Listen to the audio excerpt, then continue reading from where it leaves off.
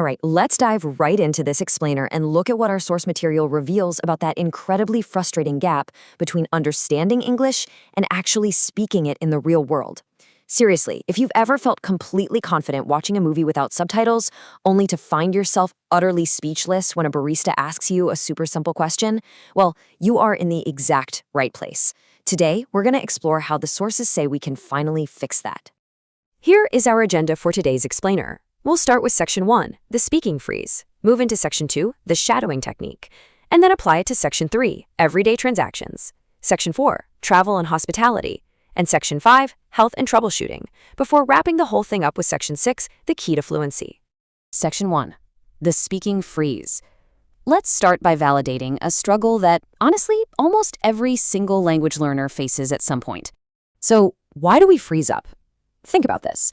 You understand the videos you watch daily, you follow native conversations perfectly, and you really feel like you're making solid progress. But then, out of nowhere, you're asked a slightly unexpected question in real life. Maybe the cashier simply asks if you have a loyalty card, and you absolutely freeze. It's like the words you know you've heard 100 times just completely vanish from your brain. The source actually hits the nail on the head here regarding the root cause. Your problem isn't your vocabulary. It's that you haven't practiced saying these specific words out loud at a normal speed and a real-world situation. You're too busy in your head thinking, wait, how do I pronounce that? Does that verb fit right here? So when the moment actually arrives, your mouth literally has no idea what to do. Section 2, the shadowing technique. So how do we fix it? The crucial point here is finding a method to train your mouth to keep up with your brain. The source material highlights a technique called shadowing to solve this exact issue. Shadowing totally removes the intense pressure of having to think up what to say on the spot. Instead, it purely focuses on the physical act of getting your pacing and pronunciation right. And just to be clear, you aren't repeating after the speaker. You are speaking with them. You're matching their exact rhythm, their intonation, and their speed. The process laid out in the research breaks down into 3 beautifully simple steps. First, you review the essential vocabulary so there are 0 surprises. Second, you just listen to the natural flow of the conversation. And third, you jump right in and speak the words out loud at the exact same pace. It's all about building that muscle memory. Section 3, everyday transactions. Let's see how this method builds real confidence in quick, everyday environments. Picture a busy coffee shop. The most common opening question you'll get is whether your order is to go or for here. But beyond those absolute basics, our coffee shop scenario from the sources also introduces custom phrases. For example, you'll learn how to ask for a half pump of vanilla or ask the barista to leave a little room at the top of your cup so you can add your own milk without spilling it everywhere. Now, what is really interesting about this particular interaction is how informal and common the phrase "hang on" is. In textbooks, you'll probably learn "please wait a moment," but out in the real world, native speakers constantly use "hang on" while they dig around for a loyalty card or pause to calculate a total. It's one of those tiny, colloquial phrases that makes you sound instantly more fluent. Shifting over to a clothing store, knowing whether your desired item, say a specific navy quilted jacket, is currently in stock or out of stock is essential. If you don't see it out on the floor, you really need the confidence to ask the clerk if they can go and check in the back, since stores very often keep extra sizes hidden away in their storage room. Navigating a clothing purchase involves some highly specific retail vocabulary.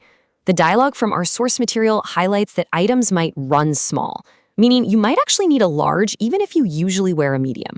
It's also absolutely critical to understand store policies. For instance, knowing that a discounted item marked as final sale strictly means absolutely no returns or exchanges, no matter what. Section 4, travel and hospitality. Next up, we tackle scenarios that require a little bit more planning. Let's talk about booking a table for a party of 6 over the phone. This is uniquely challenging because you completely lack visual cues, right?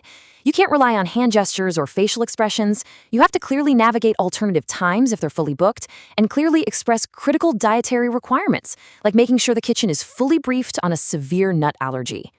Then there's arriving at a hotel. That can be pretty stressful, especially if things don't go exactly to plan. In our source dialogue, a guest arrives to find their original room has a maintenance issue with the heating unit.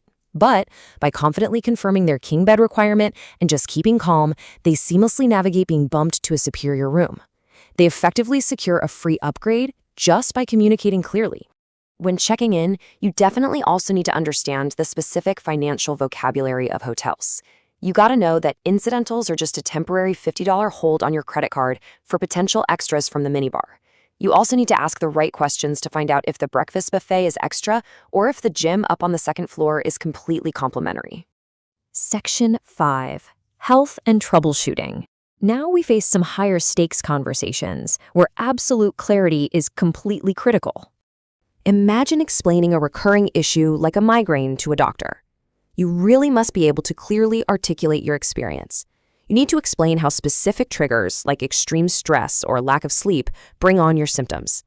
Being able to describe a weird visual disturbance as an aura or the exact nature of an intense, throbbing pain helps the doctor rule out serious issues and decide whether to recommend an over-the-counter remedy or a full prescription treatment. Moving over to the pharmacy to pick up that new medication brings a whole new set of vocabulary. Knowing to ask if there's a generic version available can honestly save you a significant amount of money compared to the brand name. It's also the exact right moment to verify if the medication will cause side effects like drowsiness, or if it's going to negatively interact with any vitamins or supplements you are already taking. And what about when you're dealing with customer service? Say you're calling about receiving a blue cotton blanket instead of the gray wool one you actually ordered. You'll very likely hear the representative politely ask you to bear with me while they pull up your order number. It's an incredibly common, polite way to ask a customer for just a little bit of patience. Resolving an error online requires calm, highly specific vocabulary.